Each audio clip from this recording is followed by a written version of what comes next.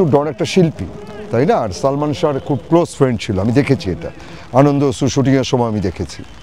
তো আমি হুট করে তাকে বলবো না যে সে অপরাধী, আবার আমি এটাও বলবো না সে একদম সাধু, কারণ যেহেতু সন্দেহের মধ্যে আছে, এটা বিচারক আছেন, তারপরে পুলিশের তদন্ত আছে, ওইগুলির উপরে নির্ভর করবে, তাই না।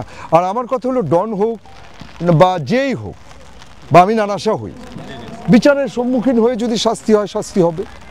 সবচেয়ে আনন্দের বিষয় হলো যে আজকে 29 বছর পর অন্ততপক্ষে বিচারটা হবে। হত্যা মামলায় এটা রূপান্তরিত হয়েছে, কিন্তু এটা খুব অবাক করার বিষয় যে 29 বছরের মধ্যে এটা হত্যা মামলা হিসেবে নেওয়া হলো না, নেওয়া হলো অপমৃত্যু। ওদের স্বপ্ন পূরণে পাশে থাকতে পেরে আমরা গর্বিত।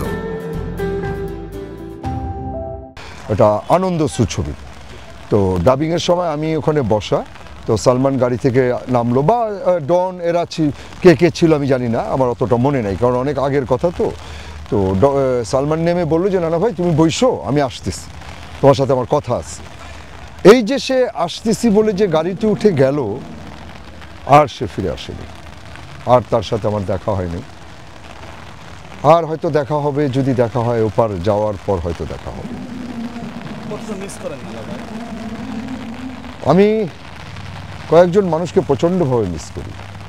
একটা হলো আমার ছেলে, যে ছেলে মারা গেছে,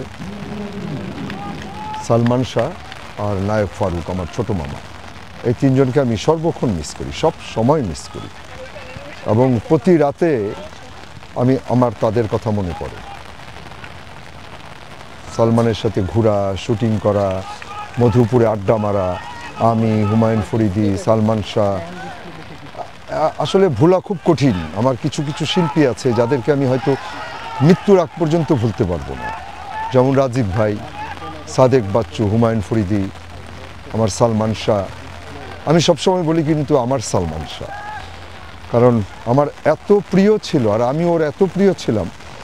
আমাদের বন্ধুত্বটা তো প্রকাশ হয়নি, কিন্তু এটা খুব একটা মানুষ জানতও না, কারণ আমি ওর চেয়ে বড়ো ছিলাম, প্রায় 10 বছরের বড় হচ্ছে আমি, যার জন্যে আমাদের বন্ধুত্বটা মানে ছোট ভাই বড় ভাইয়ের মতো ছিল।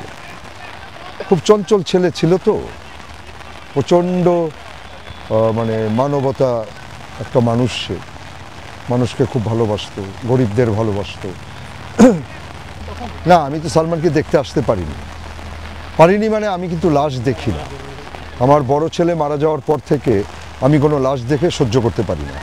আর জনগণ বা আমাদের দর্শক বা আমার শিল্পী বন্ধু বান্ধব যারা আছে, আমি যদি সালমানকে দেখতে এসে সালমানের বডিটা ধরে রাখতাম এবং চিৎকার করে কাঁদতাম যে না আমি যেতে দিব না, তখন মানুষ আমাকে মনে করতো যে না সে অ্যাক্টিং করছে।